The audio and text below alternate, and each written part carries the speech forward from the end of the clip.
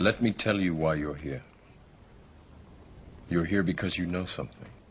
What you know you can't explain, but you feel it. You felt it your entire life, that there's something wrong with the world. You don't know what it is, but it's there, like a splinter in your mind, driving you mad. It is this feeling that has brought you to me. Do you know what I'm talking about? The Matrix. Do you want to know what it is? The Matrix is everywhere. It is all around us. Even now, in this very room. You can see it when you look out your window or when you turn on your television. It is the world that has been pulled over your eyes to blind you from the truth. What truth? That you are a slave, Neo.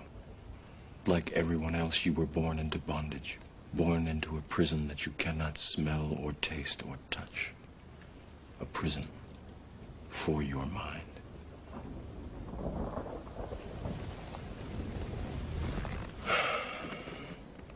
Unfortunately, no one can be told what the Matrix is. You have to see it for yourself.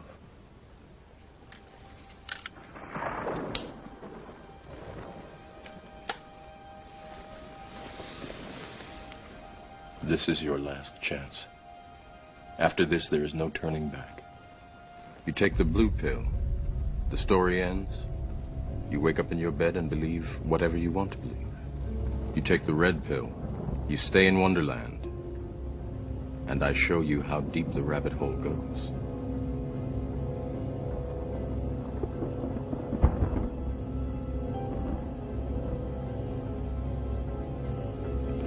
Remember, all I'm offering is the truth, nothing more.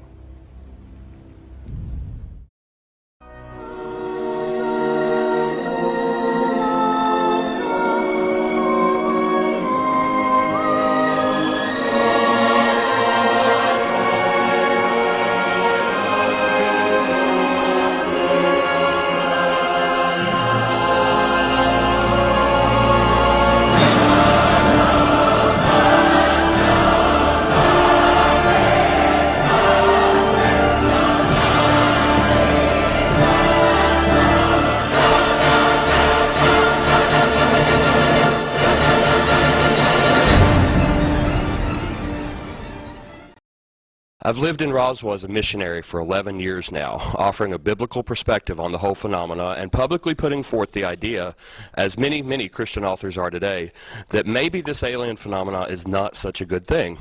Maybe it does seem, in fact, to many that it represents what can loosely be called demonic activity, and even the professional non-Christian researchers do seem to agree overall that the interaction with so-called aliens brings an incredible amount of torment into an individual's life. But I'd say that most average people who actually live here, in fact, they really don't have a strong opinion on what did or did not happen here in 1947, nor do they have a strong belief system on whether aliens even exist or not, and especially not a strong opinion on whether you could call them good or bad. So I've additionally found that most people here don't want to know to a certain degree. Both myself and our next speaker, Joe Jordan. We've been speaking on this topic at events we've organized during the UFO Festival since 2003. And I want to say to those of you who are familiar with my work, whether you're here in the room or not, I feel really, really good about this lecture today. It's a lot of new material compared to what you've seen from me in the past. And I've had this feeling since I first did a version of this talk in last September, that after a decade of being here, it seems as if I've finally got this right. What I mean is that I'm finally speaking exactly what God once said on this topic, at least through me anyway. And I've already been blessed to see the impact this talk has had on 3 audiences prior to today, outside of Roswell. So with that in mind, I want you to know right up front that there's not the usual copyright issues on this DVD. You are welcome to copy it and give hundreds of them away. If you want to, you can upload it to the internet all you want. You can Photoshop little horns on my head. I don't care. I will just consider it a favor if you let me recruit you into getting this message out to the entire world. So with that said, the overall theme I'm going to be discussing is how the modern-day documented reports of UFOs and aliens actually do not suggest to many educated researchers that this phenomena that have been recorded for the last 50, 60 years at least is in fact extraterrestrial in origin, i.e. genuine biological intelligent life forms from other planets abducting, studying, or communicating with humans. But rather, the documentation I'm going to be sharing is intended to allow you to make up your own mind about the phenomena, and perhaps you'll agree that what's really going on is better described as spiritual in nature, and more to the point, better described as the deceptive spiritual entities warned about in the Bible. Here's an overview, or an outline, of what I'll be covering today. Just some recent polls, secular or non-Christian researchers' findings about the phenomena, some Christian researchers' findings. There we go.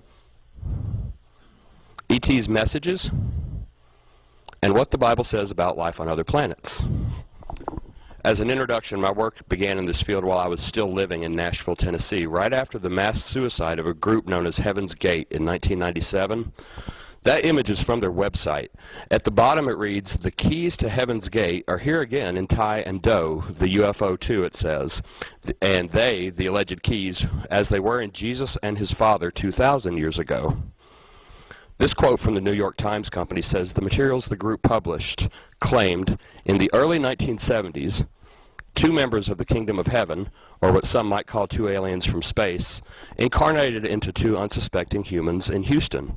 They consciously recognized that they were sent from space to do a task that had something to do with the Bible." The idea that people would kill themselves based on something aliens told their group's leader about the Bible was quite shocking to me. And it set me on a journey of finding out how prevalent philosophies like this have been becoming in the last decade. And what I've since found in recent years is that there is indeed much more credible documentation from very believable sources on this phenomena of alleged aliens communicating with humans. Before getting to that, from modern polls, Larry King ran a couple of programs about a UFO sighting in Stevensville, Texas, a couple years back.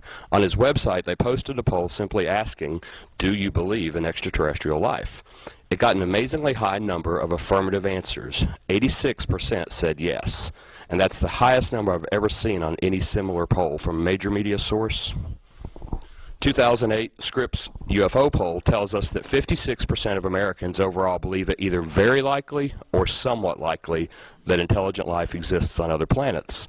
Sci-Fi Channel's Roper poll says 66% believe in ET life. A whopping 74% of the 18 to 24-year-olds in that survey on the left believed intelligent life elsewhere is likely. And all of these numbers are way higher than polls from the 40s and 50s through the 90s have ever reported. So with a result like 18 to 24-year-olds, 3/4 weighing in, you can imagine where that number is going to be in 20 more years. Almost up to half, a third of half, believe aliens have visited the Earth. Around 10% have seen a UFO. And on the right side bottom, 2% believe they've had an encounter with extraterrestrial life. Combining those polls into one gives you better than 3 out of 5 believe in life on other planets, and 1 in 10 have seen a UFO. Something's definitely happening. Before getting into what the more prominent Christian views that are out there, let's see what the prominent non-Christian researchers and scientists have said about this phenomena over the years. I'll be sharing a few quotes from the very famous but now deceased Carl Sagan, and I want to point out that Dr. Sagan was not a debunker on the possibility of extraterrestrial life. According to Dr. Carl Sagan, the available evidence strongly suggests that the origins of life should occur given the initial conditions and 1 billion years of evolutionary time. So he was open to the idea.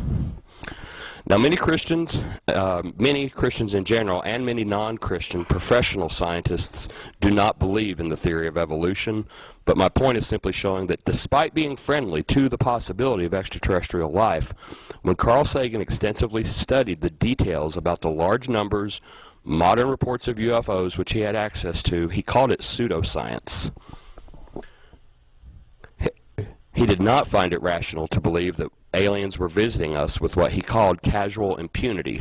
And he also wrote, there we go, 1969 study by the National Academy of Sciences, while recognizing there are reports not easily explained, concluded that the least likely explanation of UFOs is the hypothesis of extraterrestrial visitations by intelligent beings. He continues, think of how many other explanations there might be. Time travelers, demons, tourists from another dimension, the souls of the dead. Each of these explanations has been seriously proffered, and he says, least likely is really saying something. Another person I think you'll know of, one theory, which can no longer be taken very seriously, is that UFOs are interstellar spaceships. That's Arthur C. Clarke, one of the most famous sci-fi writers of all time. He wrote the book that led to the movie 2001. So I think it's fair to say he probably made quite a chunk of change writing about aliens visiting Earth as fictional. But he also honestly didn't think what we Earthlings are currently experiencing was actually aliens from outer space either. One more from someone you may not have heard of, that book 1 in 40. Non-Christian author Preston Dennett. It cannot be denied that there's a connection between UFO encounters and psychic phenomena. UFO abductees report being plagued with all sorts of paranormal manifestations following their UFO experience. Objects moving by themselves, ghostly footsteps, apparitions, doors opening and closing by themselves, precognitive dreams, telepathy, telekinesis, the list is endless. He says, many ufologists ignore this aspect of ufology in an attempt to draw the subject out of the occult. They refuse to use all the evidence presented to make a theory which explains all aspects of the reported phenomena. Instead, they choose those aspects that would prove their theory while ignoring the evidence that contradicts their theory. UFOs will never be explained until the psychic aspect of UFOs is also explained. Thank you.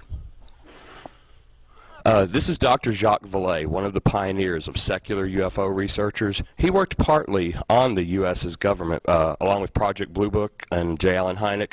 You might call Vallée and Hynek the founding fathers of scientific UFO study. Vallée is the author of 10 books on UFOs from a scientific, agnostic perspective. He helped coin the phrase in the 1970s, the interdimensional hypothesis, to explain UFO activity. You don't know you know him, but Vallée was the inspiration for that scientist character in Steven Spielberg's movie Close Encounters of the Third Kind.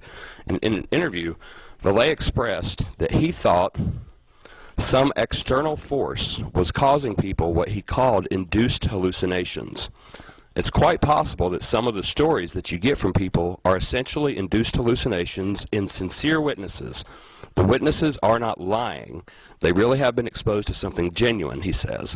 It's not that they were lying, but only that they saw something that wasn't really there, at least not in the physical sense of a nuts and bolts saucer.